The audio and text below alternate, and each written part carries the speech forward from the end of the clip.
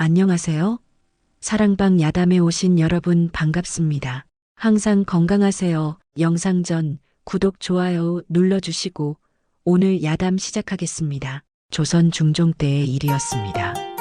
경상도 지리산 자락 작은 산사에 어느 날 동자 스님 하나가 나타났지요. 나이는 겨우 8이나 9쯤 어디서 왔는지 아무도 몰랐습니다. 주지 스님이 물어도 대답을 않고 그저 묵묵히 예불만 드릴 뿐이었지요. 신기한 것은 그 아이가 사람의 얼굴을 똑바로 쳐다보지 못한다는 점이었습니다. 석 달이 지났습니다. 어느 가을날 산사에 보부상 하나가 찾아왔지요. 주지 스님은 흔쾌히 공양을 대접했습니다. 그때였습니다. 구석에 웅크리고 있던 동자 스님이 갑자기 고개를 들더니 보부상의 얼굴을 똑바로 쳐다보았지요. 으윽! 동자 스님이 비명을 지르며 입을 틀어막았습니다. 하지만 이미 늦었지요. 아이의 입에서 새빨간 피가 콸콸 쏟아져 나왔습니다. 스님들이 놀라 달려들었으나 아이는 손을 내저으며 뒷걸음질 쳤습니다. 그리고는 떨리는 손가락으로 보부상을 가리켰지요. 오늘 밤 저분은 가십니다. 보부상의 얼굴이 하얗게 질렸습니다. 주지 스님은 황급히 사과했으나 보부상은 영 찝찝한 표정으로 잠자리에 들었습니다. 그날 밤 삼경이 지날 무렵 갑자기 산사마당에서 비명소리가 들렸지요. 스님들이 황급히 뛰쳐나가 보니 보부상이 우물가에 쓰러져 있었습니다. 이미 숨이 끊어진 뒤였지요. 다음 날 관가에서 조사했습니다. 결론은 급살 갑자기 심장이 멎어 죽은 것이라 했지요. 그날 이후 산사에는 소문이 돌기 시작했습니다. 저 아이는 사람의 죽음을 본다고 얼굴을 보는 순간 그 사람이 언제 죽을지 알아버린다고 말이지요. 주지 스님은 동자 스님을 더욱 깊숙한 방에 두었습니다. 하지만 소문은 이미 산을 타고 내려가 고을로, 고을에서 다시 한양으로 퍼져나가고 있었습니다. 한 달쯤 지나 산사에 양반 행색의 선비가 찾아왔습니다. 얼굴에는 근심이 가득했지요. 스님, 제발 그 아이를 만나게 해주십시오. 저는 석 달째 괴지를 앓고 있사옵니다. 제가 얼마나 더 살 수 있는지 알고 싶습니다. 주지 스님은 오랫동안 망설이다 결국 허락했습니다. 선비를 동자 스님의 방으로 안내했지요. 아이야, 나를 좀 보아다오. 동자 스님이 천천히 고개를 들어 선비의 얼굴을 쳐다봤습니다. 순간 아이의 얼굴이 일그러지며 피가 입에서 흘러나왔지요. 열흘 뒤 사경이 지나면 선비의 얼굴이 하얗게 질렸습니다. 동자 스님은 다시 입을 열었지요. 관상이 아닙니다. 저는 죽음의 순서를 봅니다. 이 얼굴은 열흘 뒤 차례입니다. 열흘 뒤 정확히 사경이 지날 무렵 선비는 암자 마루에서 잠이 들었다가 그대로 깨어나지 못했습니다. 급살이었지요. 소문은 더욱 커졌습니다.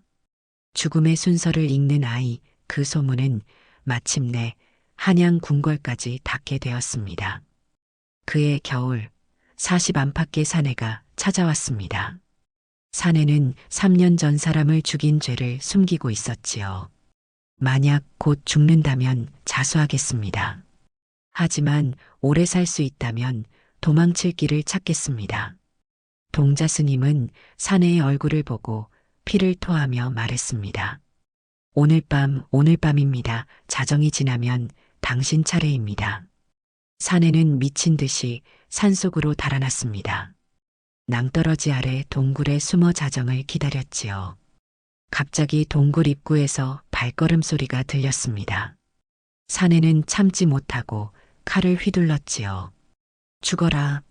하지만 칼은 허공을 갈랐고 사내는 발을 헛디뎠습니다. 그대로 동굴 깊은 곳으로 굴러떨어졌지요. 목뼈가 부러지는 소리가 났습니다. 정확히 자정이 지난 시각이었습니다. 다음 날 나무꾼이 시신을 발견했습니다. 죽음을 피하려던 행동이 오히려 죽음을 불렀던 것이지요. 한겨울 온몸을 검은 두루마기로 감싸고 얼굴을 천으로 가린 사내가 산사를 찾아왔습니다.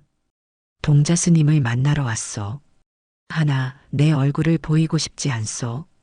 주지 스님이 물었습니다. 동자 스님은 얼굴을 봐야 말을 할 수 있어. 그래서 묻고자 하오. 저 아이는 얼굴을 보지 않고도 죽음을 알 수 있소? 주지 스님은 사내를 동자 스님의 방으로 안내했습니다. 사내가 방 한가운데 섰습니다. 얼굴은 여전히 가려진 채였지요. 아이야, 얼굴을 보지 않아도 아느냐? 그 순간 동자 스님이 벌벌 떨기 시작했습니다. 안 돼요. 보지 않아도 들려요. 소리가 죽음의 소리가. 동자 스님은 무릎을 꿇었습니다. 저분은 얼굴을 봐서는 안 됩니다. 저분의 얼굴을 보면 제가 죽습니다. 그럼 나는 언제 죽는가? 저분은 이미 죽어 계십니다. 사내는 천천히 고개를 끄덕였습니다. 그래, 내 말이 맞다.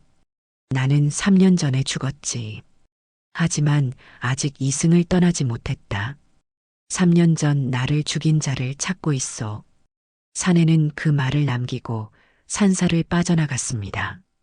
그날 밤 10리쯤 떨어진 마을에서 한 사내가 목이 잘린 채 발견되었습니다.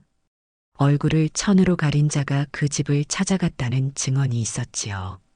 봄이었습니다. 상복을 입은 노파가 일행과 함께 산사를 찾아왔습니다. 제 아들이 한 달 전 죽었사옵니다.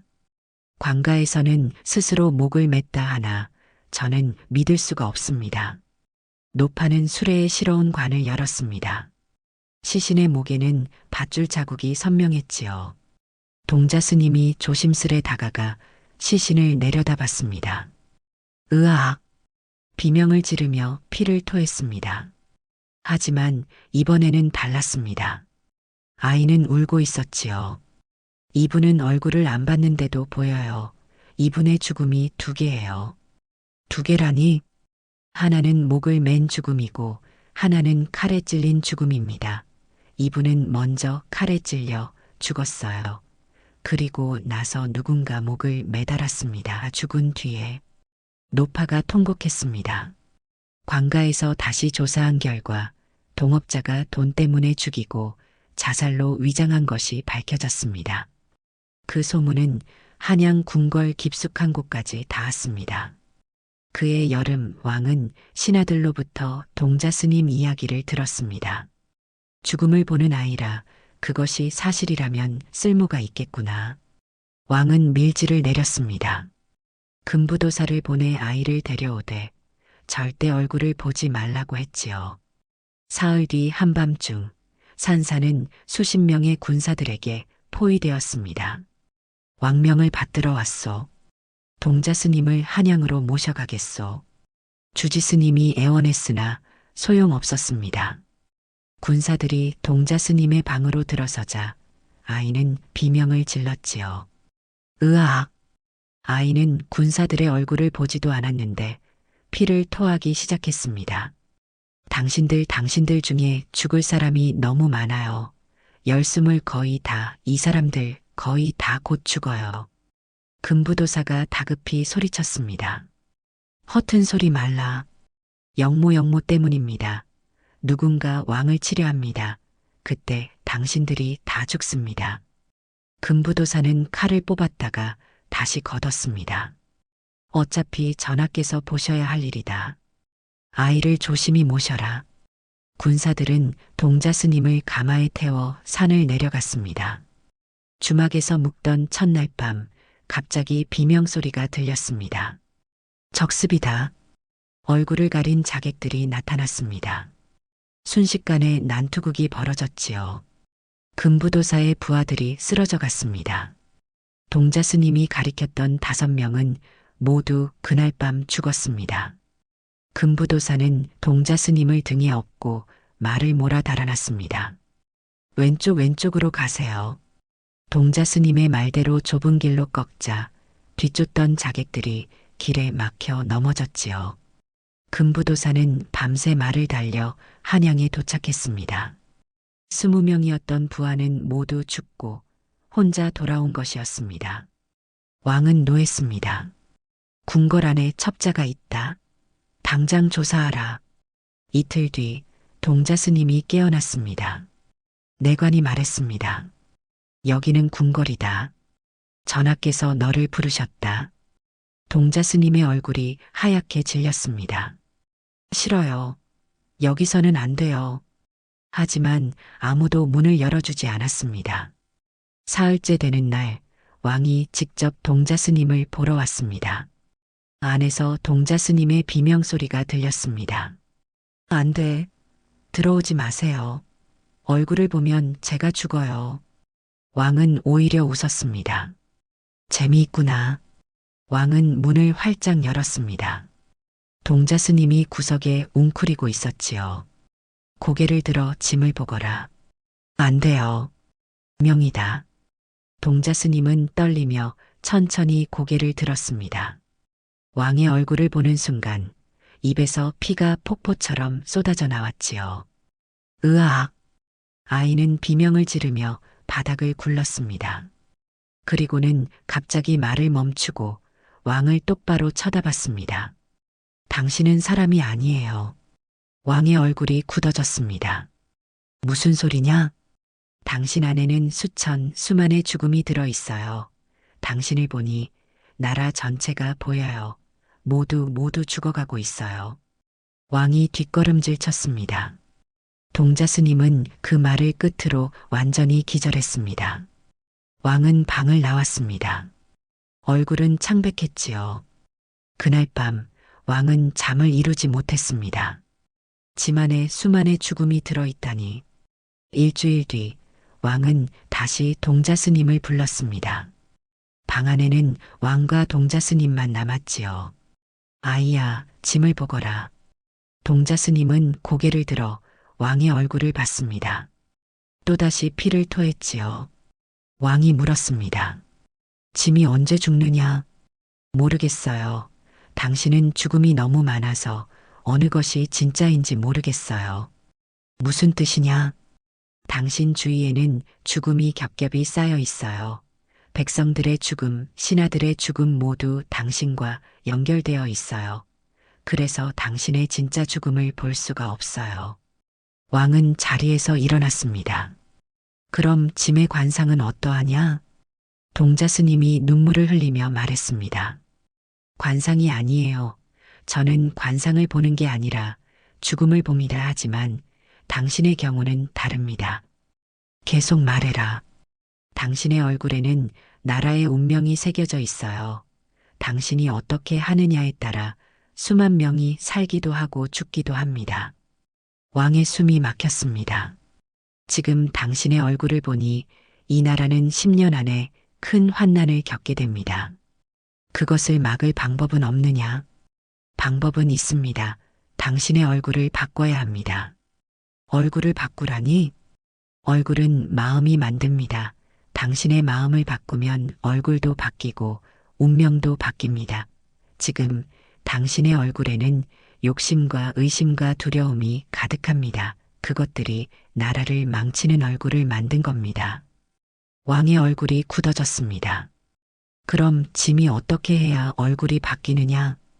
백성을 진심으로 사랑하십시오. 신하를 진심으로 믿으십시오. 왕위보다 나라를 먼저 생각하십시오. 그러면 얼굴이 바뀝니다. 왕은 한동안 말이 없었습니다. 그러더니 갑자기 웃기 시작했지요. 하하, 좋다. 짐이 한번 해보겠다. 하지만 조건이 있다. 왕이 동자 스님의 어깨에 손을 얹었습니다. 너는 짐의 곁에 있어야 한다. 그리고 짐의 얼굴이 어떻게 바뀌는지 계속 말해주어야 한다. 하지만 당신 얼굴을 자꾸 보면 저는 나라를 위해 희생할 수 있겠느냐? 동자 스님은 한참을 망설이다 고개를 끄덕였습니다. 그날부터 왕은 정말로 변하기 시작했습니다. 석 달이 지났습니다. 왕은 백성을 위한 정책을 펼쳤고 신하들의 말에 귀 기울였지요. 한 달에 한 번씩 동자 스님에게 물었습니다. 짐의 얼굴이 바뀌었느냐? 하지만 대답은 언제나 같았습니다. 아직 아닙니다. 마음이 진심이 아닙니다. 당신은 백성을 위한다 하지만 사실은 얼굴을 바꾸기 위해서입니다. 석 달이 지나고 반년이 지나도 마찬가지였습니다. 왕은 초조해졌습니다. 대체 얼마나 더 해야 하느냐? 어느 날 왕은 동자 스님 앞에 무릎을 꿇었습니다. 내 말이 맞다. 짐은 진심이 아니었다. 하지만 이제는 알겠다. 왕의 눈에 눈물이 맺혔습니다. 동자 스님은 왕의 얼굴을 봤습니다. 순간 눈이 커졌지요. 전하의 얼굴이. 하지만 갑자기 입에서 엄청난 양의 피가 쏟아져 나왔습니다. 콸콸콸. 동자 스님은 목을 움켜쥐며 쓰러졌습니다. 아이야. 의원들이 달려왔으나 고개를 저었습니다. 이 아이는 목구멍이 찢어졌사옵니다. 다시는 말을 하지 못할 것입니다. 일주일 뒤 동자 스님이 겨우 눈을 떴습니다. 왕이 붓과 종이를 가져왔지요. 동자 스님은 떨리는 손으로 글을 썼습니다. 전하의 얼굴 조금 바뀌었습니다. 하지만 아직 부족합니다. 그리고 다시 썼습니다. 이제 저는 말을 할 수 없습니다. 말을 못하게 된 이유를 아십니까? 전하의 얼굴 속에 나라 전체의 몰락이 들어있기 때문입니다. 그것을 보는 것만으로도 저는 견딜 수 없었습니다. 왕은 동자 스님의 손을 잡았습니다. 알겠다. 더 이상 내게 짐의 얼굴을 보라 하지 않겠다. 하지만 왕은 알고 있었습니다. 동자 스님 없이는 자신의 얼굴이 바뀌는지 알 수 없다는 것을 말이지요. 왕은 동자 스님을 궁궐 깊숙한 곳에 머물게 했습니다. 언제든 쓸 수 있게 곁에 두기로 한 것이었습니다. 그것이 왕이 아이를 살려둔 진짜 이유였습니다. 3년이 흘렀습니다. 왕은 계속 노력했고 백성들은 왕을 칭송했지요. 우리 전하는 성군이십니다. 어느 날 큰 가뭄이 들었습니다. 신하들이 주청했지요. 전하, 창고를 열어 백성들에게 곡식을 나눠주셔야 하옵니다. 왕은 고민했습니다. 창고의 곡식은 유사시를 대비한 것이었기 때문이지요. 하지만 왕은 결정했습니다. 창고를 열어라. 백성이 굶어 죽는데 창고를 지킬 수는 없다. 백성들은 감격해 울었습니다. 한 달 뒤 북쪽에서 오랑캐가 쳐들어온다는 급보가 들어왔습니다. 전하, 군량이 부족하옵니다. 짐이 직접 군사를 이끌고 나가겠다. 군량이 부족하면 빨리 싸워 이기면 된다. 왕은 친히 갑옷을 입고 군사를 이끌고 나가 승리했습니다. 왕이 돌아온 날 밤 동자 스님을 불렀습니다. 아이야, 짐을 보거라. 동자 스님은 피를 토했습니다. 하지만 이번에는 달랐지요. 바닥에 글을 썼습니다. 조금 바뀌었습니다. 이번에는 진심이었습니다. 왕은 감격했습니다. 그럼 이제 짐의 얼굴이 좋아지는 것이냐? 하지만 동자 스님은 고개를 저었습니다. 아직 멉니다. 계속 그래야 합니다. 2년이 더 지났습니다. 왕은 정말로 변했습니다. 백성이 곧 나라라는 것을 깨달았기 때문이지요. 왕은 다시 동자 스님을 불렀습니다. 동자 스님은 피를 토하며 미소를 지었습니다. 많이 바뀌었습니다. 전하의 얼굴에서 백성에 대한 사랑이 보입니다. 왕은 기뻐했습니다. 그럼 이제 나라의 환난을 막을 수 있겠느냐? 하지만 다음 글을 보고 왕은 얼어붙었습니다. 하지만 너무 늦었습니다. 전하의 얼굴은 좋아졌습니다. 하지만 이미 나라의 운명은 정해졌습니다. 동자 스님은 눈물을 흘리며 계속 썼습니다. 3년 전에 바뀌셨어야 했습니다. 이제 진심이 되었지만 시간이 없습니다. 환난은 막을 수 없습니다. 왕은 무릎이 꺾였습니다. 동자 스님은 더 충격적인 글을 썼습니다. 그리고 전하 처음에는 전하께서 늙어서 평화롭게 돌아가실 운명이었습니다. 하지만 지금은 어찌 된다는 것이냐? 전하께서 백성을 위해 목숨을 잃으실 것입니다. 전하께서 백성을 너무 사랑하시게 되었습니다. 그래서 백성을 위해 희생하실 것입니다. 왕은 한참 동안 말이 없었습니다. 그러더니 갑자기 웃기 시작했지요. 하하, 재미있구나. 짐이 얼굴을 바꾸려 했더니 운명도 바뀌었구나. 왕은 동자 스님을 바라봤습니다. 좋다. 그것만으로도 충분하다. 백성을 구하고 죽는다면 그것이 왕의 도리다. 그날 이후 왕은 더욱 열심히 정사를 돌봤습니다.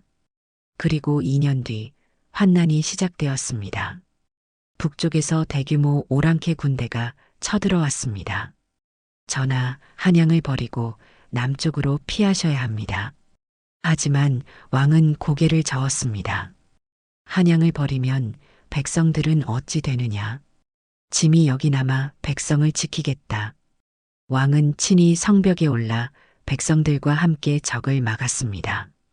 전투는 사흘 밤낮을 계속되었습니다. 마지막 날 성벽이 무너지고 적이 쏟아져 들어왔을 때 왕은 백성들을 피신시키고 홀로 적과 맞섰습니다. 백성들을 해치지 마라. 짐이 상대하겠다. 왕은 칼을 들고 싸웠습니다. 그리고 마침내 적의 칼에 쓰러졌지요. 왕이 쓰러지는 순간 궁궐에 갇혀있던 동자 스님이 소리 없는 비명을 질렀습니다. 동자 스님은 그 자리에서 쓰러졌습니다. 입에서 마지막 피를 토하며 말이지요. 왕은 죽었지만 백성들은 살아남았습니다. 왕이 시간을 벌어준 덕분이었지요. 왕은 역사의 성군으로 기록되었습니다.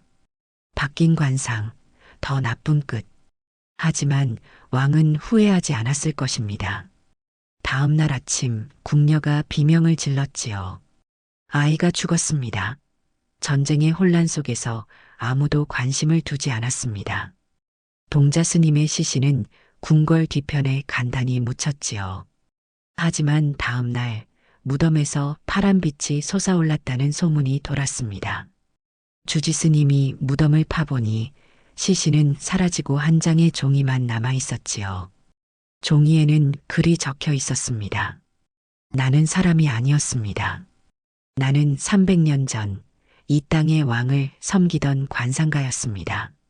그때 나는 왕에게 말했지요. 당신의 얼굴에 영모의 기운이 보인다고. 하지만 왕은 내 말을 믿지 않았습니다. 오히려 나를 역적으로 몰아 혀를 뽑고 죽였지요.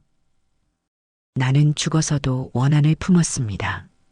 그래서 저승에서도 떠나지 못하고 이승을 떠돌았습니다. 그리고 업보로 다시 태어났지요. 죽음을 보는 아이로. 주지 스님은 떨리는 손으로 계속 읽었습니다. 나는 태어나면서부터 사람들의 죽음을 봤습니다. 그것은 저주였습니다. 300년 전 내가 왕의 죽음을 예언했다가 혀를 뽑힌 것에 대한 업보였지요. 하지만 이번 왕은 달랐습니다. 그분은 진심으로 백성을 사랑하게 되었습니다. 그분 덕분에 나는 깨달았습니다. 관상은 운명이 아니라 선택이라는 것을. 왕께서 돌아가시기 며칠 전 주지 스님께서 제게 거울을 가져다 주셨습니다. 거울을 보는 순간 나는 300년 만에 진짜 내 얼굴을 보았습니다. 주지 스님은 숨을 죽이며 계속 읽었지요. 거울 속에는 두 개의 얼굴이 있었습니다. 원한에 찬 관상가와 순수한 아이. 하지만 그 둘이 서로를 용서하는 순간 진짜 나를 발견했습니다. 바로 용서 그 자체였습니다. 왕의 얼굴이 바뀐 것은 기적이 아니었습니다. 왕이 스스로 선택한 것이었습니다. 백성을 위해 살기로, 백성을 위해 죽기로 선택한 것이지요. 나는 이제 떠납니다. 300년의 업보를 다 갚았기 때문입니다.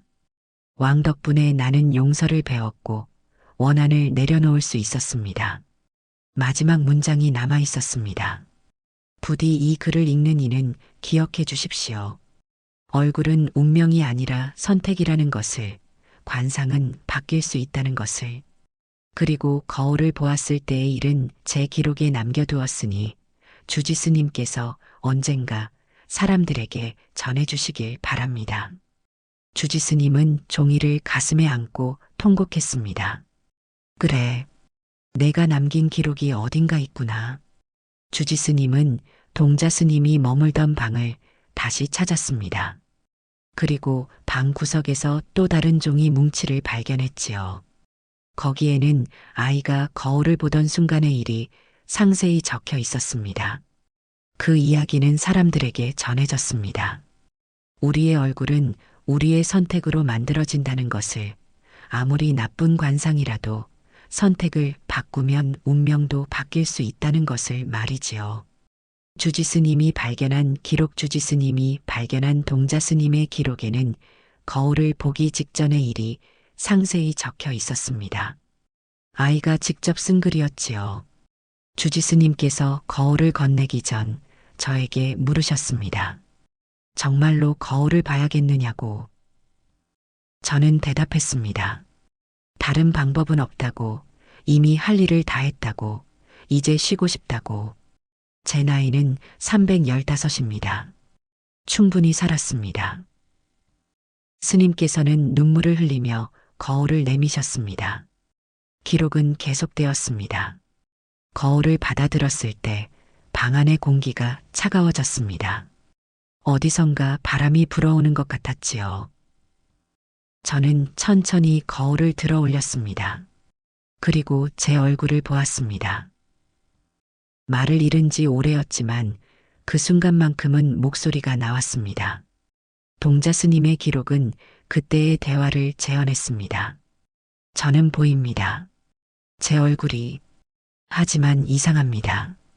제 얼굴이 둘입니다. 스님께서 놀라 물으셨습니다. 둘이라니 라고. 하나는 어린아이의 얼굴입니다. 지금의 저. 하지만 다른 하나는 늙은 관상가의 얼굴입니다. 300년 전의 제 얼굴입니다. 관상가의 얼굴은 슬펐습니다. 원한과 고통으로 가득했지요. 하지만 지금 어린아이의 얼굴은 평화로웠습니다. 고통은 있지만 원한은 없었습니다. 기록에는 더 놀라운 내용이 적혀 있었습니다. 그때 저는 환영을 보았습니다. 거울 속에서 두 개의 그림자가 제 몸에서 빠져나오는 것을 말이지요. 하나는 늙은 관상가의 모습이었고 하나는 어린아이의 모습이었습니다. 두 그림자는 서로를 바라보며 고개를 끄덕였습니다. 마치 오랜 원수가 화해하는 것처럼. 그리고는 천저히 빛이 되어 사라져갔습니다. 그 순간 저는 깨달았습니다. 진짜 저는 둘 다 아니었다는 것을, 관상가도 아이도 아닌 그 사이에 있었다는 것을. 진짜 저는 용서였습니다. 관상가의 원한과 아이의 순수함이 만나 용서가 된 것입니다. 거울 속에서 저는 그것을 보았습니다. 관상가와 아이가 서로 용서하는 것을, 그리고 그 둘이 사라지자 진짜 제가 나타나는 것을. 빛이었습니다. 따뜻한 빛. 그 빛이 바로 저였습니다. 300년 동안 찾고 있던 진짜 저였습니다. 기록의 마지막 부분이었습니다. 저는 스님께 마지막 부탁을 드렸습니다. 제가 죽거든 산사에 묻어달라고. 지리산 그 산사에, 제가 처음 평화를 느꼈던 그곳에. 그리고 거울을 다시 들어 올렸습니다. 마지막으로 한 번 더 제 진짜 얼굴을 보기 위해서. 그때 보였습니다. 제 진짜 얼굴이 평화였습니다. 고통도 원한도 없는 그저 평화로운 얼굴이었습니다. 저는 스님께 감사 인사를 드렸습니다. 덕분에 평화를 찾았다고. 그리고 눈을 감았습니다. 기록은 거기서 끝나 있었습니다. 주지스님은 아이가 남긴 기록을 읽고 또 읽었습니다. 그리고 깨달았지요. 아이는 자신을 죽임으로써 진정으로 살게 되었구나. 거울은 단순히 얼굴을 비추는 도구가 아니었어. 거울은 아이에게 진실을 보여준 거야. 주지스님은 그 기록을 소중히 보관했습니다. 언젠가 세상에 전해질 날을 위해서 말이지요. 우리 모두에게는 두 개 이상의 얼굴이 있습니다. 미워하는 얼굴과 사랑하는 얼굴, 욕심 부리는 얼굴과 베푸는 얼굴. 하지만 진짜 우리는 그 어느 쪽도 아닙니다. 진짜 우리는 그 사이, 바로 선택하는 순간에 존재합니다. 그것이 아이가 거울 속에서 발견한 진실이었습니다. 왕이 죽은 지 3일째, 주지스님은 동자스님의 방에 들어갔습니다. 하지만 방은 텅 비어 있었습니다. 시신도 없고 피 흔적도 없었지요. 다만 바닥에 한 줄의 글만 남아 있었습니다. 나는 떠납니다. 이제 돌아오지 않을 것입니다. 주지스님은 궁녀들에게 물었습니다. 동자스님을 본 적이 있느냐? 하지만 모두들 고개를 저었습니다. 그런 아이는 본 적이 없다고 했지요. 금부도사에게도 물었습니다. 도사, 당신이 지리산에서 데려온 아이를 기억하시오? 무슨 아이 말씀이십니까? 저는 지리산에 간 적이 없는데요. 주지스님은 소름이 돋았습니다. 모든 사람이 아이를 잊어버렸던 것이지요. 산사의 스님들도 마찬가지였습니다. 그런 아이는 없었습니다. 우리 산사에 동자 스님이 머문 적은 없습니다. 주지 스님만이 유일하게 기억하고 있었습니다. 아이는 자신의 존재를 지웠습니다. 사람들의 기억에서, 기록에서 모든 흔적을 지워버린 것입니다. 왜 그랬을까요? 아마도 자신 때문에 사람들이 다시 죽음을 두려워하게 되는 것을 원하지 않았기 때문일 것입니다. 아이가 남긴 것은 죽음에 대한 예언이 아니라 삶에 대한 희망이었습니다. 사람은 얼굴을 바꿀 수 있고 운명을 선택할 수 있다는 희망 말이지요. 주지스님은 기록을 남겼습니다. 이 기록을 남깁니다. 훗날 누군가 이 기록을 읽고 아이의 가르침을 기억해 주기를 바라면서 사람들은 기억할 것입니다. 관상은 운명이 아니라 선택이라는 것을, 얼굴은 바꿀 수 있다는 것을. 동자스님은 완전히 사라졌습니다. 사람들의 기억에서도 역사의 기록에서도 말이지요. 하지만 아이의 가르침만은 남았습니다. 보이지 않는 곳에서 사람들의 마음속에서 조용히 퍼져나갔습니다. 주지스님이 동자스님을 묻으려 지리산 산사로 돌아왔을 때 이상한 일이 벌어졌습니다. 관을 열어보니 시신이 사라지고 그 자리에 한 송이 꽃이 피어 있었던 것이지요. 푸른빛이 도는 하얀 꽃이었습니다. 주지스님은 한 번도 본 적 없는 꽃이었지요. 이것이 아이의 진짜 모습인가? 주지스님은 그 꽃을 조심스레 들어 산사 마당 한가운데 심었습니다. 신기하게도 그 꽃은 심자마자 뿌리를 내렸고 더욱 크고 아름답게 피어났지요. 마치 살아있는 것처럼 말입니다. 며칠 뒤 마을 사람들이 그 소문을 듣고 산사를 찾아왔습니다.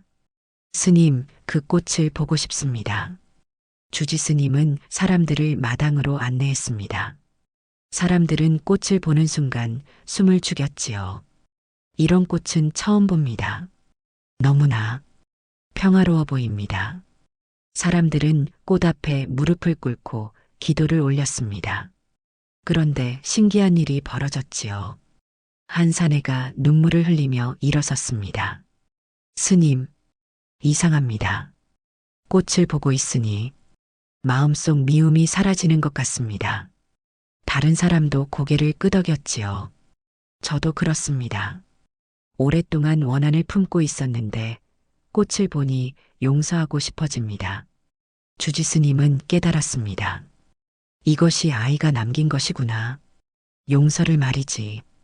그날 이후 산사에는 사람들의 발길이 끊이지 않았습니다. 병든 자, 원한을 품은 자, 슬픔에 잠긴 자들이 찾아와 꽃 앞에서 기도를 올렸지요. 그리고 신기하게도 모두들 마음의 평화를 찾았습니다. 저 꽃 이름이 무엇입니까? 한 선비가 물었습니다. 주지스님은 잠시 생각하다 대답했지요. 용서의 꽃입니다. 용서의 꽃이라. 그렇습니다. 이 꽃은 300년 동안 원한을 품었던 영혼이 마침내 용서를 배우고 남긴 것입니다. 주지스님은 동자스님의 이야기를 조금씩 들려주었습니다. 하지만 아이의 정체나 왕의 일은 말하지 않았지요. 다만 이렇게만 말했습니다. 이 꽃을 보며 스스로에게 물어보십시오. 오늘 나는 무엇을 선택할 것인가 라고. 사람들은 고개를 끄덕였습니다. 해마다 같은 시기가 되면 그 꽃은 더욱 아름답게 피어났습니다. 왕이 죽고 아이가 떠난 바로 그날의 말이지요. 사람들은 그날이 되면 산사를 찾아와 꽃 앞에서 하루를 보냈습니다. 그리고 스스로에게 물었지요. 나는 오늘 무엇을 용서할 것인가? 나는 오늘 어떤 선택을 할 것인가? 어느 해인가 한 노파가 꽃 앞에서 이렇게 중얼거렸습니다. 이상합니다. 이 꽃을 보면 누군가 제게 말을 거는 것 같습니다. 관상은 운명이 아니라 선택이라고. 당신의 얼굴은 당신이 만드는 것이라고. 주지스님은 미소를 지었습니다. 맞습니다. 그것이 이 꽃이 전하는 말입니다. 그렇게 10년이 흘렀습니다. 20년이 흘렀습니다. 주지스님이 늙어 세상을 떠날 무렵 그는 후임 주지에게 당부했습니다. 이 꽃을 잘 돌보아 주시오. 그리고 100년 뒤 내가 남긴 기록을 세상에 공개하시오. 무슨 기록입니까? 이 꽃의 진짜 이야기입니다. 죽음을 보던 아이가 어떻게 용서를 배웠는지 그 이야기 말이요. 후임 주지는 약속했습니다. 주지스님이 세상을 떠난 뒤에도 용서의 꽃은 해마다 피어났습니다. 그리고 그 꽃을 보는 모든 이들은 같은 것을 느꼈지요. 평화를, 용서를, 그리고 선택의 힘을 말입니다. 주지스님의 기록에는 동자스님이 거울을 본 후의 일도 상세히 적혀 있었습니다. 아이가 거울을 내려놓고 나서 바닥에 피로 무언가를 쓰기 시작했습니다. 떨리는 손으로 마지막 힘을 다해 쓴 글이었지요. 이 얼굴은 나를 죽여야만 살 수 있습니다. 주지스님은 그 의미를 알 수 없었습니다. 하지만 시간이 지나며 깨달았지요. 아이는 자기 자신을 말하고 있었던 것입니다. 아이 안에는 두 개의 영혼이 있었습니다. 300년 전 원한에 찬 관상가의 영혼과 이번 생에 태어난 순수한 아이의 영혼.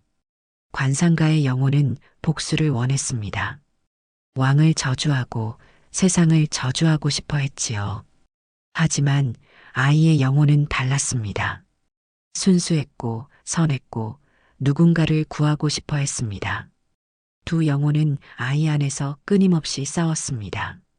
그래서 아이는 고통스러워했던 것이지요.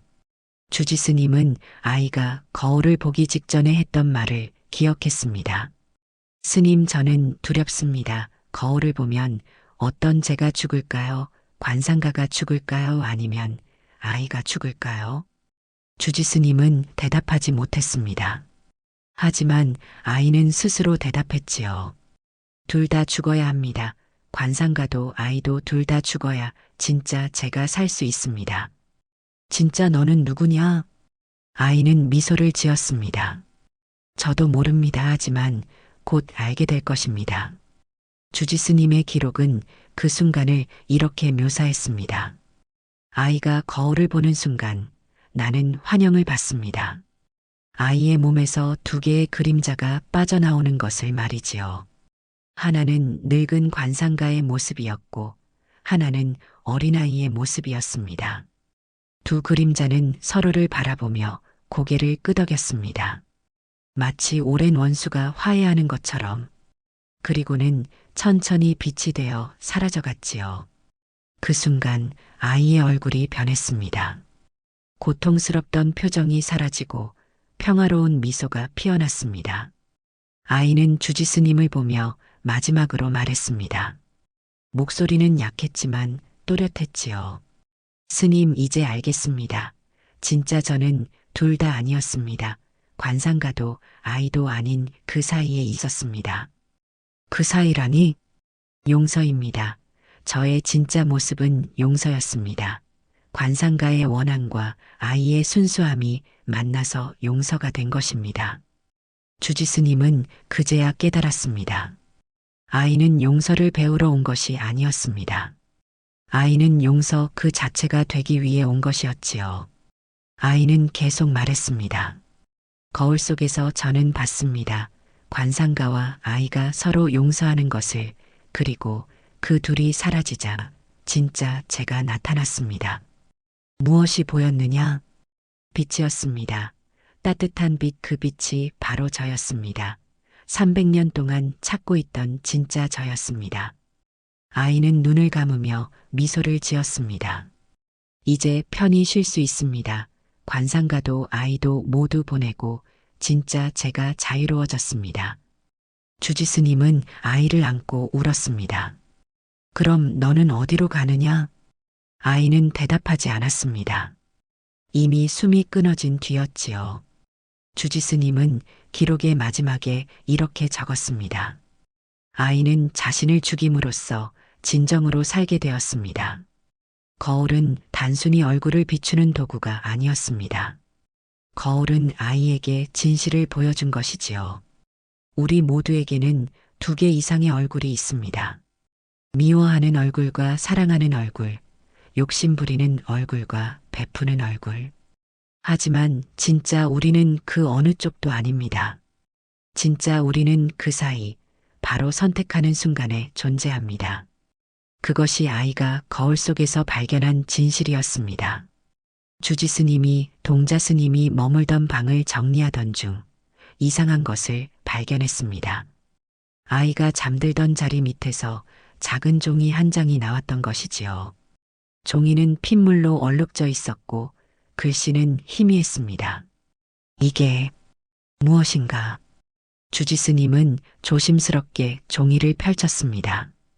동자스님의 필체였지요. 나의 마지막 예언입니다. 주지스님은 가슴이 철렁했습니다.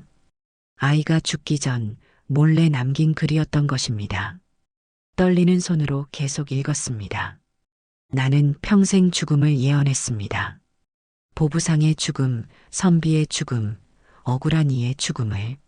하지만 진짜 예언해야 할 것은 죽음이 아니라 삶이었습니다. 사람들은 언제 죽을지 알고 싶어 합니다.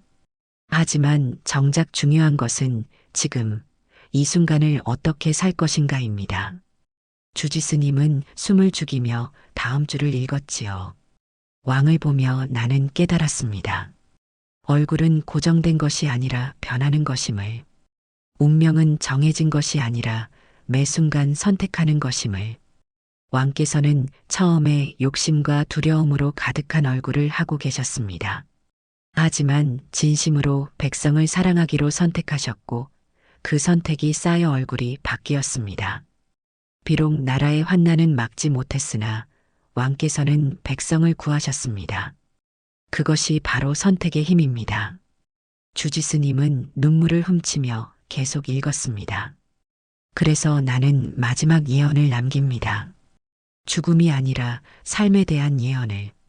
이 글을 읽는 당신, 주지스님은 자신을 향한 말임을 깨달았습니다. 당신의 얼굴을 거울로 보십시오. 하지만 관상을 보려 하지 마십시오. 대신 이렇게 물어보십시오. 나는 누구인가? 나는 무엇을 선택할 것인가? 주지스님은 떨리며 계속 읽었지요. 당신의 얼굴에 욕심이 보입니까? 그럼 오늘 하루 누군가에게 베푸는 선택을 하십시오.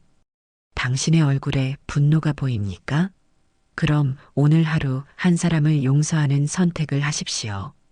당신의 얼굴에 두려움이 보입니까? 그럼 오늘 하루 누군가를 사랑하는 선택을 하십시오.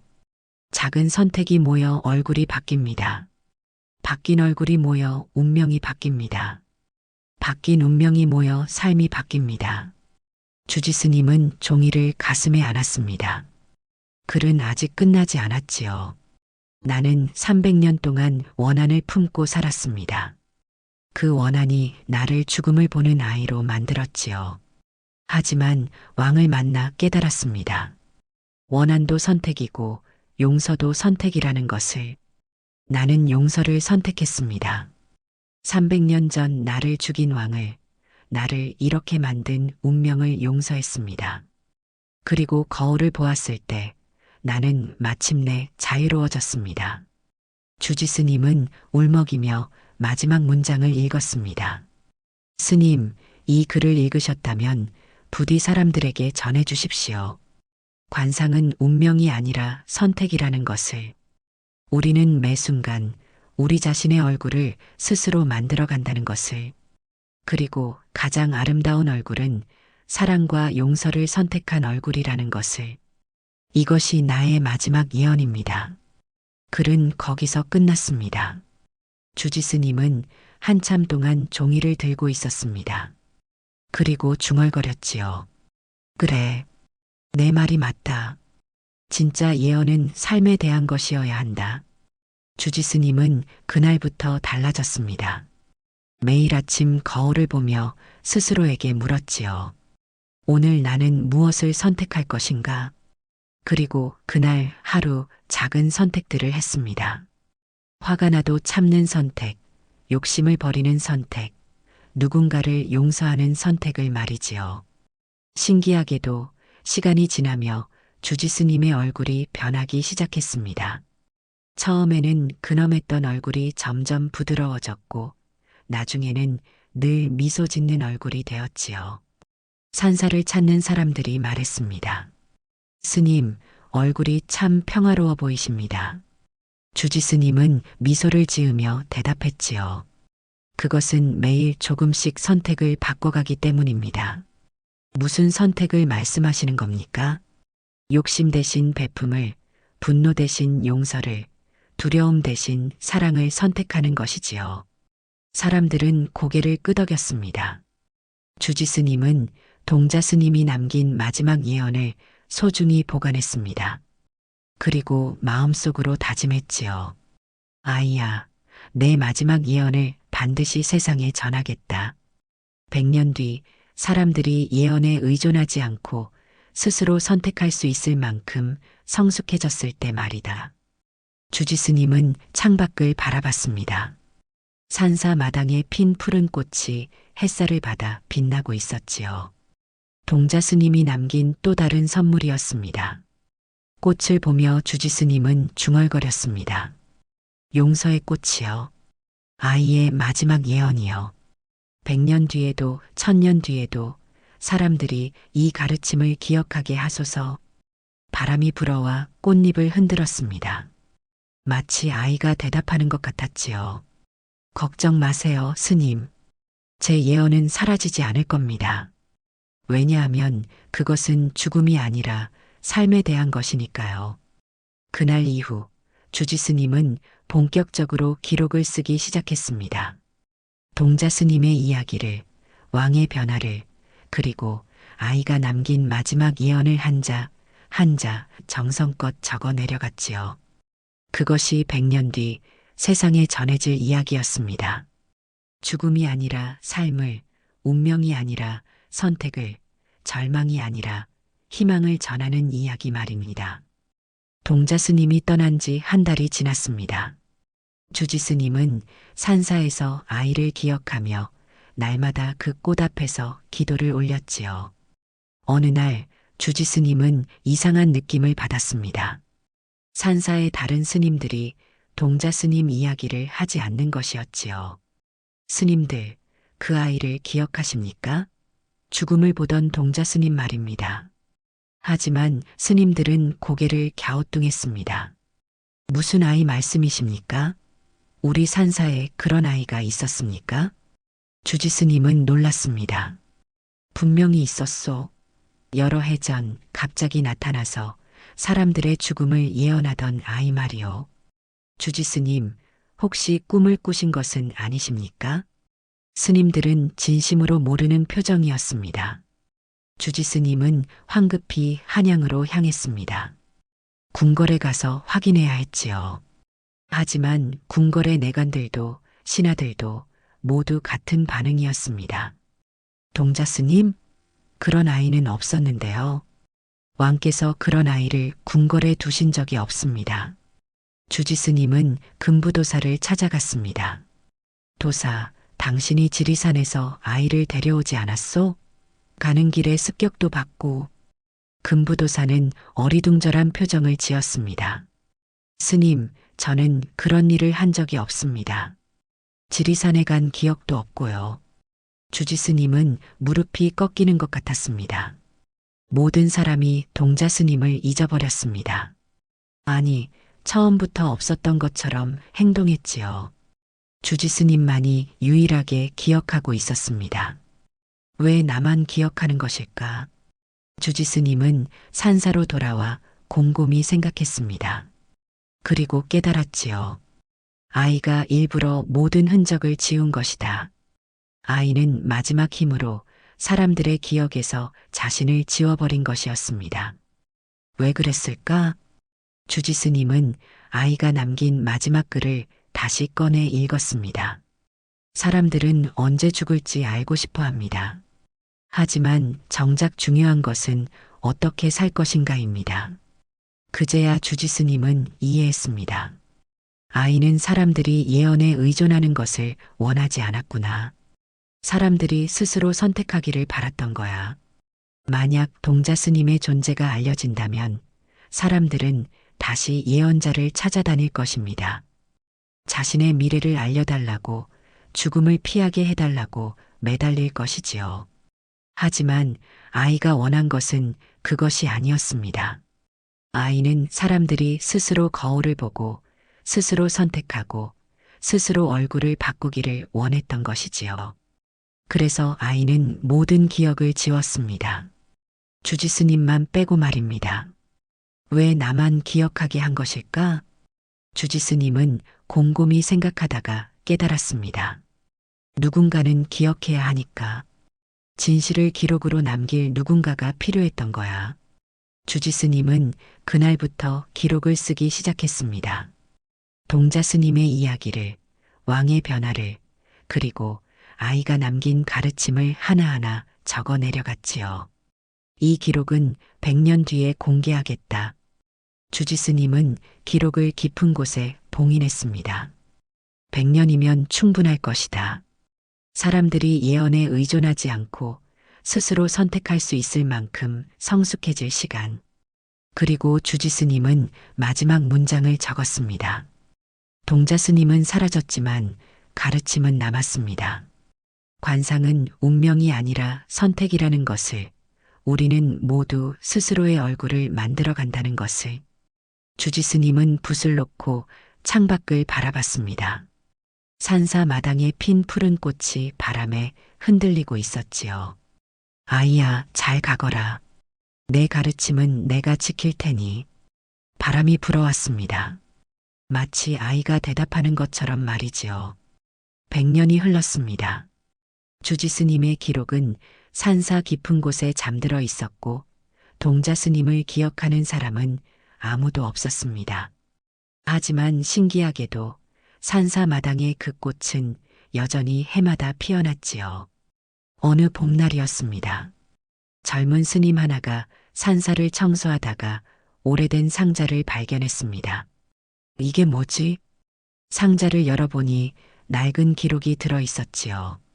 젊은 스님은 호기심에 기록을 읽기 시작했습니다. 동자스님, 죽음을 보는 아이. 젊은 스님은 밤새 기록을 읽었습니다. 그리고 다음 날 아침 눈물을 흘리며 기록을 덮었지요. 이런 이야기가 있었다니. 젊은 스님은 다른 스님들을 불러 모았습니다. 함께 기록을 읽었지요. 스님들은 모두 감동했습니다.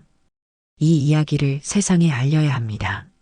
하지만 주지스님께서 100년 뒤에 공개하라 하셨으니 이제 때가 된 것 같습니다. 스님들은 기록을 베껴서 여러 곳에 전했습니다. 이야기는 빠르게 퍼져나갔습니다. 마을로, 고을로,